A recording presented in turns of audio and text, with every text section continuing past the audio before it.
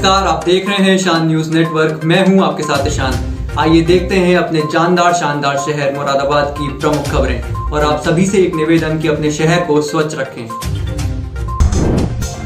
मुरादाबाद से समाजवादी पार्टी के सांसद डॉक्टर एस टी हसन की कार मंगलवार तड़के दुर्घटनाग्रस्त हो गई।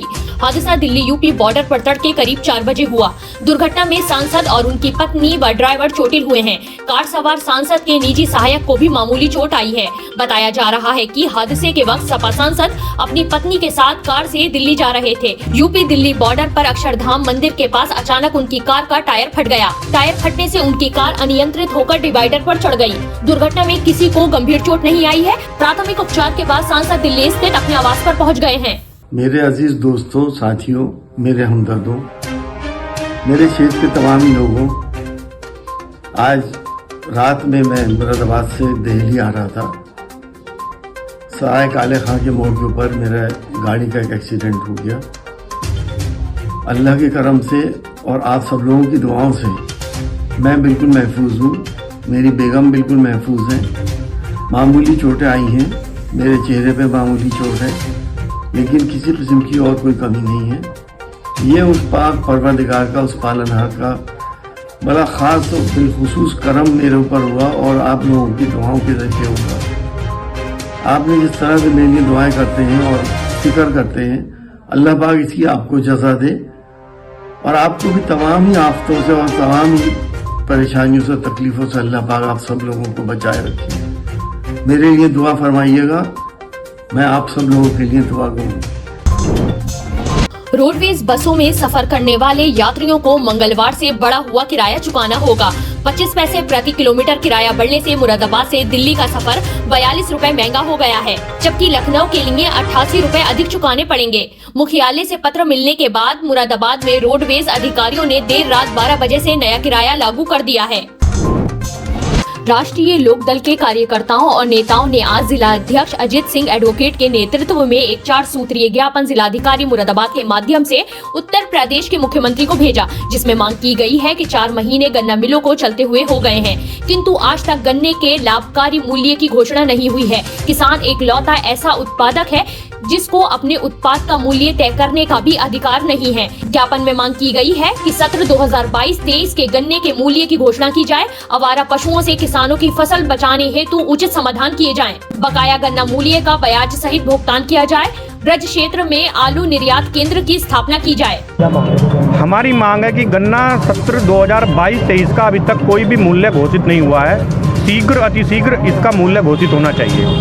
2022-23 सत्र खत्म होने को है, किसान परेशान है। दूसरी मांग ये है, जो छुट्टा आवारा पशु हैं लगातार किसानों की फसलों को बर्बाद कर रहे हैं। किसान परेशान है, ठंड में कोहरे में रात भर जाग जाग करके अपनी फसलों को रखा रहा है। तीसरी मांग ये है कि गन्ने का बकाया मूल्य जो पिछले सत्र का रह गया है, ब्याज सहित भुगतान होना चाहिए, क्योंकि बीजेपी सरकार के एजेंडे में भी था कि हम जो है गन्ने का भुगतान ब्याज सहित 14 दिन के अंदर करेंगे। ऐसा कुछ नहीं होता दिखाई दे रहा है। चौथा जो है, ब्रज क्षेत्र में एक बहुत बड़ी समस्या आलू निर्यात की है, उसके समाधान के लिए कोई ना कोई उचित कार्यकारिणी या कोई भी उचित कानून बनना चाहिए।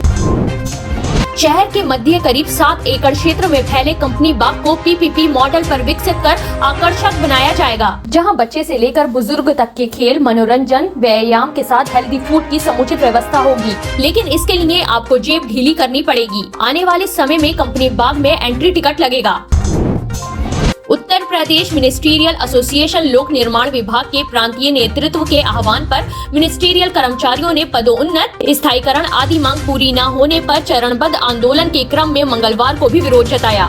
एसोसिएशन के जिला अध्यक्ष संतोष कुमार के नेतृत्व में मंगलवार को प्रांतीय खंड के अधिशासी अभियंता कार्यालय में भी कलमबंद हड़ताल रही। उन्होंने बताया कि सभी 75 जिलों में हड़ताल चल रही है। मुरादाबाद के वरिष्ठ अधिवक्ता रहे स्वर्गीय शैलेंद्र कुमार जौहरी के सुपुत्र क्षितिज शैलेंद्र को इलाहाबाद उच्च न्यायालय में 5 अन्य न्यायाधीशों के साथ एडिशनल जज नियुक्त किया गया है। इनकी नियुक्ति उच्च न्यायालय व सर्वोच्च न्यायालय के कोलेजियम की स्वीकृति के पश्चात केंद्र सरकार द्वारा जारी अधिसूचना दिनांक 6 फरवरी 2023 द्वारा की गई। क्षितिज शैलेंद्र की संपूर्ण शिक्षा दीक्षा मुरादाबाद में ही संपन्न हुई, जिसमें सर्वप्रथम RN चिल्ड्रन अकेडमी, तदुपरांत HSB inter college, Moradabad inter college, Hindu college व उसके पश्चात कानूनी शिक्षा KG के कॉलेज में संपन्न हुई है।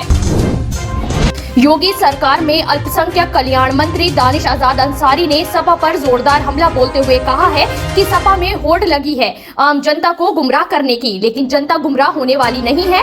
जनता शिक्षित है और जागरूक है और अपना भला बुरा जानती है और समाजवादी पार्टी के नेताओं को अब जातिगत राजनीति से बाज आ जाना चाहिए।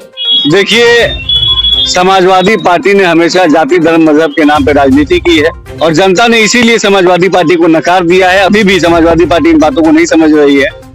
जनता विकास के मुद्दों की बात करना चाहती है, जनता तरक्की की तरफ आगे बढ़ना चाहती है और जिस तरीके से उत्तर प्रदेश की योगी सरकार उत्तर प्रदेश के विकास को सुनिश्चित कर रही है। जिला अधिकारी शैलेंद्र कुमार सिंह ने वार्षिक बाल प्रतिभा सम्मान समारोह प्राथमिक विद्यालय फरीदपुर हमीरपुर विकास खंड कुंदरकी में कार्यक्रम में प्रतिभाग किया। उन्होंने कार्यक्रम का शुभारंभ मां सरस्वती की तस्वीर पर माल्यार्पण कर किया। जिलाधिकारी ने कार्यक्रम में नन्ही नन्ही बाल प्रतिभाओं को सम्मानित कर उनकी हौसला अफजाई की। उन्होंने कहा कि बच्चे अपनी सोच, लगन और सीखने की इच्छा शक्ति के बल पर किसी भी लक्ष्य को पा सकते हैं। यूपी बोर्ड परीक्षाओं की तैयारियां लगभग पूरी हो चुकी हैं। नकल विहीन व शांतिपूर्ण परीक्षा कराने के लिए केंद्रों को 5 जोन और 27 सेक्टर में बांटा गया है। केंद्र पर मजिस्ट्रेट और पुलिस की तैनाती रहेगी। साथ ही संवेदनशील केंद्रों पर एसटीएफ की निगरानी रहेगी। सभी केंद्रों पर सीसीटीवी कैमरे लगाए गए हैं। जिला विद्यालय निरीक्षक कार्यालय में नियंत्रण कक्ष बनाया गया है। मंगलवार को जिलाधिकारी शैलेंद्र कुमार सिंह द्वारा अमृत सरोवर चित्तूपुर विकास खंड कुंदरकी का निरीक्षण किया गया। इस अवसर पर जिलाधिकारी द्वारा वृक्षारोपण भी किया गया।